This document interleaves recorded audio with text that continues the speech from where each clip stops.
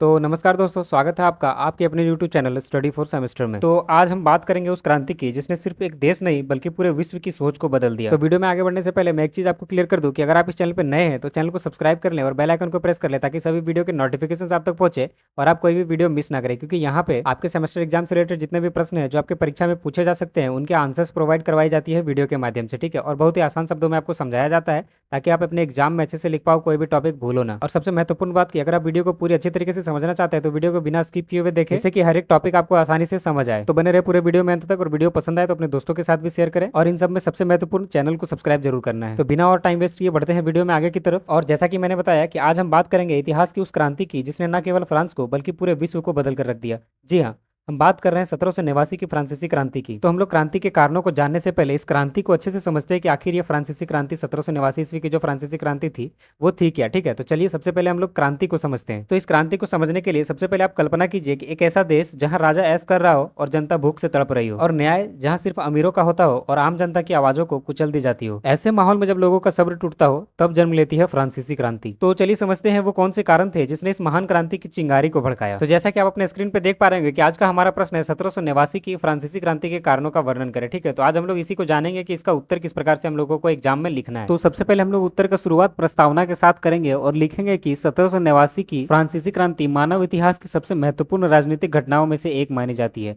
यह केवल फ्रांस में नहीं बल्कि पूरे यूरोप और आधुनिक विश्व के राजनीतिक, सामाजिक तथा आर्थिक ढांचे को गहराई से प्रभावित करने वाली क्रांति थी। इसने न केवल राजशाही व्यवस्था को चुनौती दी बल्कि स्वतंत्रता, समानता और बंधुत्व के सिद्धांतों को भी जन्म दिया। फ्रांसीसी क्रांति का आरंभ 1789 ईस्वी में हुआ, जब वर्षों से चली आ रही असमानताओं, सामाजिक अन्याय, आर्थिक संतुलन और राजनीतिक दमन ने जनमानस में आक्रोश पैदा कर दिया। तो देखिए क्या है कि 1789 ईस्वी की जो फ्रांसीसी क्रांति थी वो मानव इतिहास की सबसे महत्वपूर्ण राजनीतिक घटनाओं में से एक मानी जाती है। क्यों? क्योंकि यह न केवल फ्रांस के बल्कि पूरे विश्व के आर्थिक, राजनीतिक और सामाजिक ढांचे को बहुत ही गहरे ढंग से प्रभावित किया था, ठीक है। इस क्रांति ने न केवल राजशाही व्यवस्था को खत्म किया था बल्कि स्वतंत्रता, समानता और बंधुत्व के सिद्धांतों को भी जन्म दिया था, और कई प्रकार से लोगों के ऊपर लगाई गई बंदिशों को भी तोड़ने का काम किया था। वहां के लोगों में एक खास वर्ग का ही दबदबा था, बाकी लोगों को बहुत ही दबा के रखा जाता था, ठीक है। उनके साथ भेदभाव किया जाता था, उनको उचित न्याय नहीं मिलता था और भी कई प्रकार से उनको प्रताड़ित किया जाता था, ठीक है। और इन सब के कारण जो लोगों के मन में गुस्सा भर रहा था वो अचानक से 1789 ईस्वी में फूट करके निकला, जिसे हम लोग 1789 ईस्वी के फ्रांसीसी क्रांति के रूप में जानते हैं, ठीक है। तो चलिए अब हम लोग आगे बढ़ेंगे और आगे लिखेंगे कि क्रांति का मूल कारण कोई एक घटना या कारण नहीं था बल्कि यह अनेक कारकों का परिणाम था जो वर्षों से समाज में सुलग रहे थे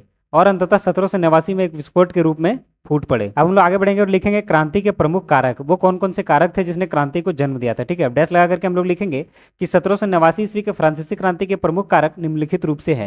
अब हम लोग निम्नलिखित रूप से वो कारक को एक करके जानेंगे, ठीक है, नीचे हम लोग अब, ठीक है। तो 1789 ईस्वी के फ्रांसीसी क्रांति का सबसे पहला कारक है सामाजिक असमानता और अस्तरीकरण। ये कारण इस क्रांति का सबसे महत्वपूर्ण कारण माना जाता है, इसलिए थोड़ा सा लंबा भी है और आपको ये जानना जरूरी भी है, ठीक है। तो इसमें लिखेंगे कि फ्रांसीसी समाज उस समय 3 वर्गों में बटा हुआ था, प्रथम वर्ग, द्वितीय वर्ग और तृतीय वर्ग, जिसमें सामान्य जनता आती थी तृतीय वर्ग में, ठीक है। प्रथम और द्वितीय वर्ग कुल जनसंख्या का मात्र 2 से 3% थे, लेकिन उन्हें सबसे अधिक विशेषाधिकार प्राप्त थे। ये करों से मुक्त थे और इनकी स्थिति समाज में सर्वोच्च थी। इसके विपरीत तृतीय वर्ग में, जिसमें किसान, व्यापारी, कारीगर, मजदूर और बुद्धिजीवी शामिल थे, लगभग 97% जनसंख्या का प्रतिनिधित्व करते थे।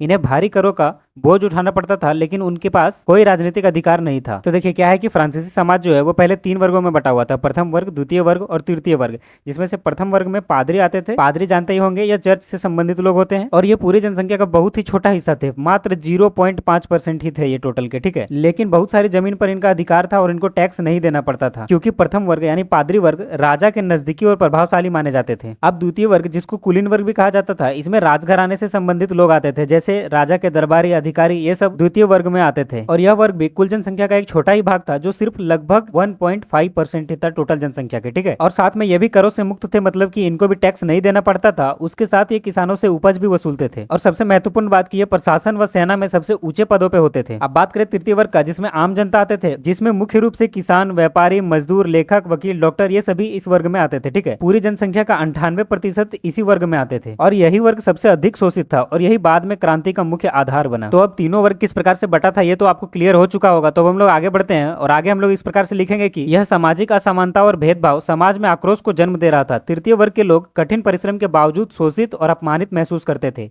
किसानों को सामंतों को फ्यूडल ड्यूटी देनी पड़ती थी, वहीं शहरों के नागरिकों को महंगाई, बेरोजगारी और भारी टैक्स का सामना करना पड़ता था। एक और विलासिता में डूबा हुआ शाही वर्ग था, तो दूसरी ओर भूख, गरीबी और असुरक्षा से त्रस्त आम जनता। तो देखिए क्या हुआ कि इस प्रकार से जो भेदभाव तृतीय वर्ग के साथ हो रहा था, उसके वजह से उनके लोगों के बीच में आक्रोश को जन्म दे रहा था, जो 1789 ईस्वी में फाइनली एक क्रांति के रूप में फूटकर बाहर निकला। यहाँ एक वर्ग आराम और लग्जरी का लाइफ जी रहा था, तो दूसरी ओर भूख और गरीबी से जूझता हुआ भी एक वर्ग था। इन सबके साथ किसानों को सामंतों को फ्यूडल ड्यूटी भी देना पड़ता था। फ्यूडल ड्यूटी क्या होता है? जमींदारी प्रथा के तहत किसान द्वारा सामंत या जमींदार के लिए किया गया कार्य या सेवा जो होता है, उसी को फ्यूडल ड्यूटी कहते हैं। ठीक है, तो कुछ इस प्रकार से आपको पहला पॉइंट लिखना है। ठीक है, ये थोड़ा सा लंबा है लेकिन महत्वपूर्ण टॉपिक है। ये पूरे आंसर का जड़ के रूप में कार्य करता है। इसमें पूरा आपका क्रांति एक्सप्लेन किया हुआ है, इसलिए आप इसको एक बार अच्छे से देख लीजिएगा और अच्छे से समझ लीजिएगा। ठीक है, अब हम लोग बढ़ते हैं दूसरे कारण की तरफ। अब फ्रांसीसी क्रांति के दूसरे कारण के रूप में हम लोग लिखेंगे आर्थिक संकट और वित्तीय कुप्रबंधन। ठीक है, अब इसमें हम लोग डैश लगा करके लिखेंगे कि फ्रांसीसी क्रांति के पीछे आर्थिक कारण भी प्रमुख रूप से जिम्मेदार थे। 18वीं शताब्दी के उत्तरार्ध में फ्रांस की आर्थिक स्थिति अत्यंत जर्जर हो चुकी थी। लुई 16वें के शासनकाल में राज्य का खर्चा काफी बढ़ गया था। रानी मैरी एंटोनेट और दरबार के विलासी जीवन के कारण सरकारी खजाना खाली हो गया था। अमेरिकी स्वतंत्रता संग्राम में फ्रांस की भागीदारी ने उस पर भारी ऋण का बोझा डाल दिया था। वित्तीय कुप्रबंधन, भ्रष्टाचार और राजकोषीय अपव्यय के कारण सरकारी राजस्व को बढ़ाने के लिए आम जनता पर और अधिक कर लगाए गए, लेकिन विशेषाधिकार प्राप्त वर्गों से कोई योगदान नहीं लिया जाता था। किसानों, छोटे व्यापारियों और कामगारों को ही इस बोझ को उठाना पड़ता था। आमदनी कम होती जा रही थी और वस्तुओं की कीमतें आसमान छू रही थी। इस विषम परिस्थिति ने जनता को क्रांति के लिए उकसाया। तो देखिए क्या है कि इस क्रांति के पीछे आर्थिक कारण भी एक प्रमुख जिम्मेदार कारक बनता है। ठीक है, 18वीं शताब्दी के अंत में फ्रांस की आर्थिक स्थिति बहुत ही खराब हो चुकी थी। लुई 16वें के शासनकाल में राज्य का खर्चा काफी बढ़ गया था और अमेरिकी स्वतंत्रता संग्राम में फ्रांस ने भाग लिया था, जिसकी वजह से इस पे काफी सारा ऋण या कर्ज का बोझा डल गया था। ठीक है, और सरकारी खजाना तो पहले से ही खाली हो गया था। तो इस चीज को, इस स्थिति को बैलेंस करने के लिए उसने क्या किया, तृतीय वर्ग के ऊपर टैक्स और भी अधिक बढ़ा दिया। ठीक है, लेकिन प्रथम और द्वितीय वर्ग से इनसे कोई भी भागीदारी नहीं ली गई। साथ ही आमदनी कम होती जा रही थी और वस्तुओं की जो कीमतें थी वो आसमान छूती जा रही थी। इन सभी कारणों ने जनता को क्रांति के लिए उकसाया। तो ये रहा हमारा दूसरा कारण। अब हम लोग तीसरे कारण की तरफ बढ़ते हैं कि फ्रांसीसी क्रांति होने का तीसरा कारण क्या था। ठीक है, तो हमारा तीसरा कारण है दार्शनिक विचार और बौद्धिक आंदोलन। ठीक है, इसमें किस प्रकार से लिखेंगे कि 18वीं शताब्दी को आलोचनात्मक युग या प्रबोधन युग कहा जाता है। इस युग में अनेक दार्शनिकों और विचारकों ने परंपरागत समाज, धर्म और राजनीति की आलोचना की। वोल्टेयर, रूसो, मोंटेस्क्यू, दिदरो जैसे चिंतकों ने स्वतंत्रता, समानता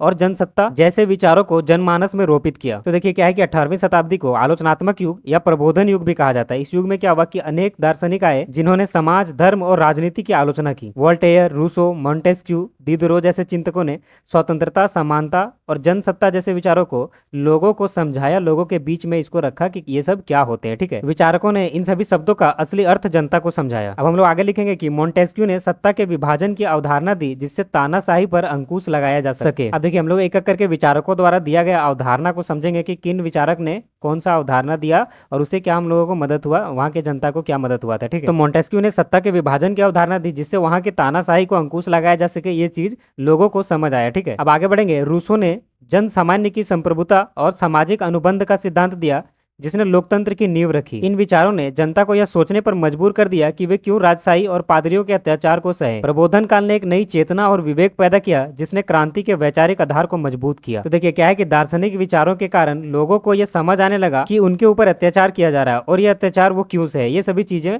वहां की जनता को समझ आने लगी और धीरे धीरे इन विचारों ने नई चेतना और विवेक पैदा किया, जिसने क्रांति के वैचारिक आधार को मजबूत किया था। ठीक है, अब हम लोग चौथे कारण की तरफ बढ़ते हैं। चौथे कारण के रूप में लिखेंगे निरंकुश राजशाही और राजनीतिक असंतोष। इसमें हम लोग लिखेंगे कि लुई 16वां एक निरंकुश राजा था, जो अपने अधिकारों का प्रयोग स्वतंत्र रूप से करता था। उसके पास संपूर्ण शासन की शक्ति थी और वह किसी भी नागरिक को बिना मुकदमे के जेल में डाल सकता था। जनता को शासकीय निर्णयों में कोई भागीदारी नहीं थी और न्यायिक प्रणाली भी पक्षपातपूर्ण थी। तो देखिए क्या है कि लुई 16वां जो एक निरंकुश राजा था, उसके शक्तियों पे कोई नियंत्रण नहीं था। ठीक है, जिसको मन करे वो बिना मुकदमे के जेल में डाल देता था और जब जो मन करे वो करता था। शासकीय निर्णय में जनता का कोई भागीदारी नहीं था और न्याय भी उनको पक्षपातपूर्ण मिलता था। ठीक है, अब पांचवें कारण के रूप में हम लोग लिखेंगे महंगाई, खाद्यान्न संकट और भूखमरी। इसमें हम लोग लिखेंगे कि क्रांति से ठीक पहले के वर्षों में फ्रांस में गंभीर खाद्यान्न संकट उत्पन्न हो गया था।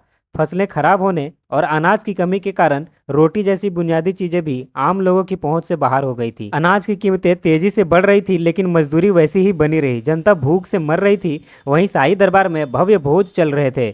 इस विषमता ने जनता में आक्रोश को और अधिक तीव्र किया। तो इस प्रकार से पांचवा पॉइंट लिखेंगे। और छठा में है भ्रष्ट प्रशासन और अन्यायपूर्ण न्याय प्रणाली। इसमें लिखेंगे कि फ्रांस की प्रशासनिक व्यवस्था भ्रष्ट और अक्षम थी, नौकरशाही विशेषाधिकार प्राप्त वर्ग के अधीन थी और जनता की कोई सुनवाई नहीं होती थी। सरकारी पदों की नियुक्ति जन्म और वर्ग के आधार पर होती थी, न कि योग्यता के आधार पर। न्यायालयों में अमीरों को विशेष छूट मिलती थी जबकि गरीबों को बिना अपराध की कठोर सजाएं दी जाती थी। इस व्यवस्था ने जनता का सरकार और न्याय प्रणाली के ऊपर से विश्वास उठा दिया। ठीक है, तो क्या है कि फ्रांस की जो प्रशासनिक व्यवस्था थी वो काफी भ्रष्ट हो चुकी थी। वहां पे सिर्फ अमीरों का सुना जाता था, उनको न्याय में भी विशेष छूट मिलता था, जबकि गरीबों को बिना अपराध के भी कठोर सजाएं दी जाती थी। इन सब के कारण वहां की जनता का सरकार और न्याय प्रणाली के ऊपर से विश्वास उठ गया। अब हम लोग अगले कारण की तरफ बढ़ते हैं। अब हमारा अगला जो कारक है वो इस उत्तर का सबसे अंतिम लेकिन इस क्रांति का सबसे महत्वपूर्ण कारक है, जो कि है बास्तिल पराक्रमण और क्रांति की शुरुआत। इसमें हम लोग लिखेंगे कि 14 जुलाई 1789 को पेरिस की जनता ने बास्तिल किले पर हमला किया।